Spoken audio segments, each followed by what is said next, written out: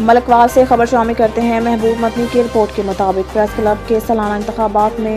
Progressive journalist group کی حمایت یافتہ امیدوار ساجد مغل بلا مقابلہ صدر منتخب۔ الیکشن کمیشن محمد خالد میکن کی جانب سے باضابطہ الیکشن شیڈول جاری کیا گیا ہے، جس کے مطابق پروگریسو جرنلسٹ گروپ کی جانب سے ساجد مغل امیدوار برائے صدر نے تجویز کنندہ حاجی محمد ثاقب اور تائید کنندہ چودھری راشد صدیق ارائیں کے ہمراہ درخواست جمع کروائی، جبکہ مخالفت میں کسی امیدوار نے درخواست جمع نہیں کروائی، جس کے بعد حسب شیڈول ٹائم ختم ہونے کے بعد الیکشن کمیشن نے پروگریسو جرنلسٹ گروپ کے حمایت یافتہ امیدوار ساجد مغل کا بلا مقابلہ صدر منتخب صدر پریس کلب سال 2024 کے لیے نوٹیفیکیشن جاری کر دیا۔ یاد رہے، واضح اکثریت کے ماحول پروگریسو جرنلسٹ گروپ نے ہی گزشتہ سال بھی واضح اکثریت سے کامیابی حاصل کی تھی اور اس مرتبہ بھی کوئی امیدوار سامنے نہیں آیا۔ نو منتخب صدر پریس کلب ساجد مغل نے کہا کہ پروگریسو جرنلسٹ گروپ کی تاریخ ہے کہ پریس کلب کے قیام سے لے کر اب تک تعزین و رائج سمیت تمام ترقیاتی کام